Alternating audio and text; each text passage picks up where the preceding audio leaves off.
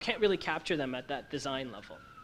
So it's not intended to capture everything, but it is designed to capture the things that are important when you're designing the application. So how does it work? Well, we take whatever we can. If we have some documentation around patterns, design patterns that are used, we take those. If we have source code, we take that. We have documentation. If you actually are lucky enough to have an application that has documentation, great, take that too. Take use cases if they're documented.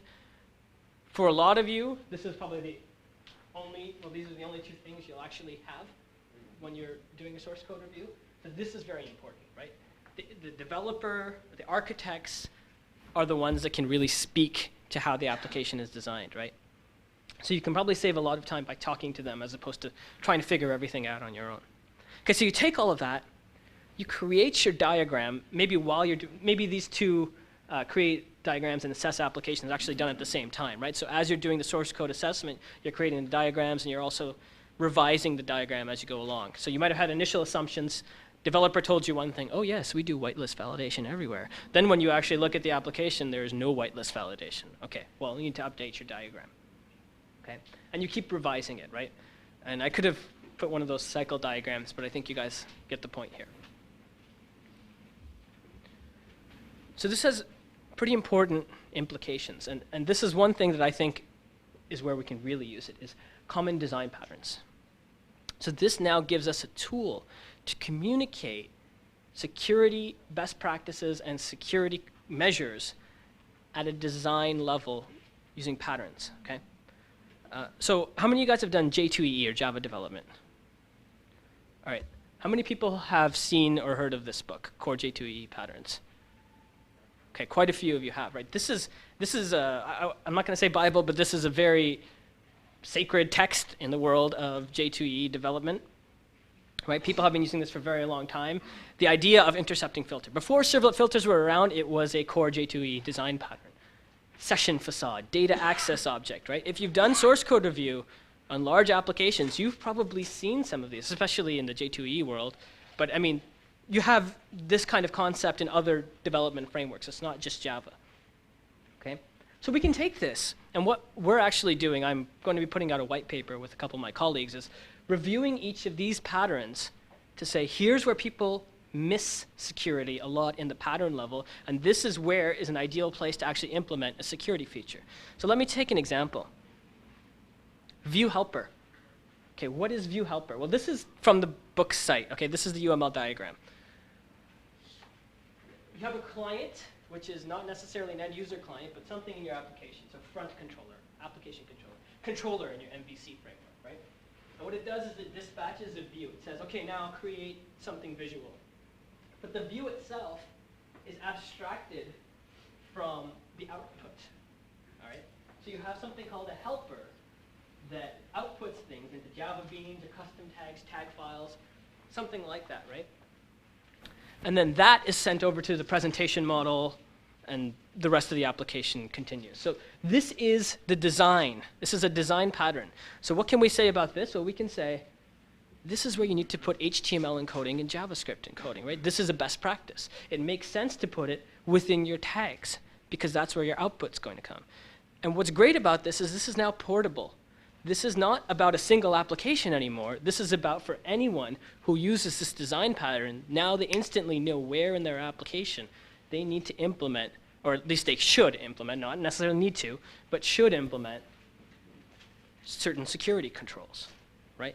So now we can actually build a library of these things and dispense this as best practice advice to developers, even if they're not using struts or they're not using Spring or whatever individual framework. It's independent of that, right? So I'll take a bit of a case study here. Is anyone familiar with the vulnerability that Ryan Berg and Dennis Cruz at Ounce found in Spring's MVC? Anyone else? A few of you?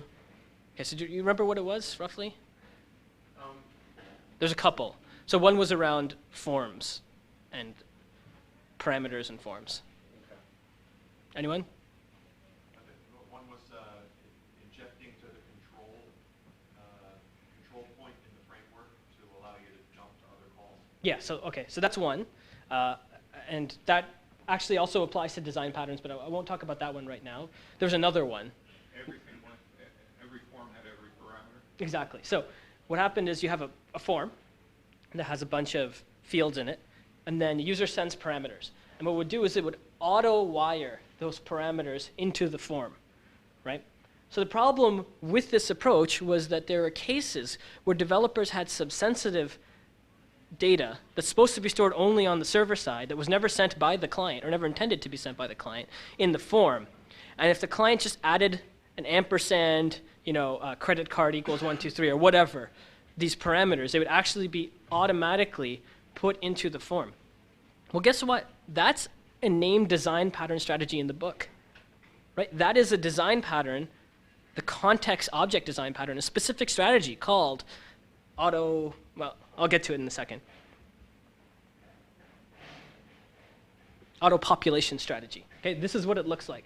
You have a client, context factory, uses a protocol interface, in this case, HTTP servlet request, and it creates a context object, which holds a bunch of information that's going to be used elsewhere in the application. In that case, the context object is the form.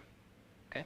So putting all this data into the form, and it's auto-populating it, meaning it's not checking against some list, and it's not doing any level of authorization. So what can we do about that? Well, now that we know that that is a design-level problem, we can say anyone who's using this, remember this, two pieces of advice, right? One is we want to see parameter-level authorization here. If somebody is going to transmit or submit parameters to our context, right, through this protocol interface, before it goes into the context, let's make sure that that particular user is allowed to do it, right? So we need to at least include some level of authorization, or we need to make sure that all of the parameters are allowed to be supplied by that user. So we can actually dispense advice this way, right? Again, in a way that's at a design level that developers can understand intuitively by looking at it. Okay. Any questions on that?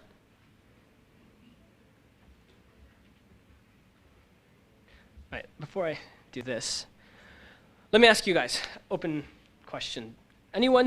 First of all, anyone see problems with this entire approach using this framework level threat analysis, design level threat analysis? See issues why you wouldn't use it in real life?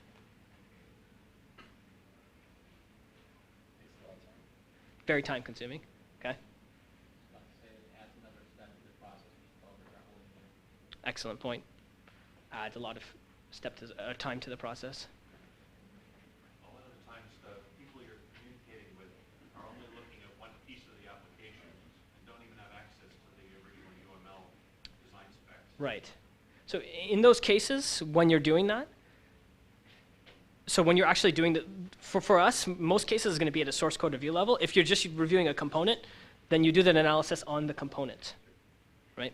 And you would point to say that these are assumptions I made, possibly, that no other component is doing this, right? What about benefits? Anyone see benefits to doing this?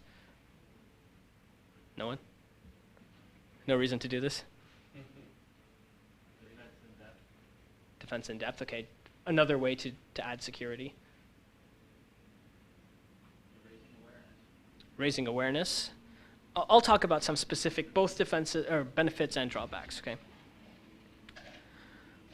Why is it a good thing? Well, you document security features of an app.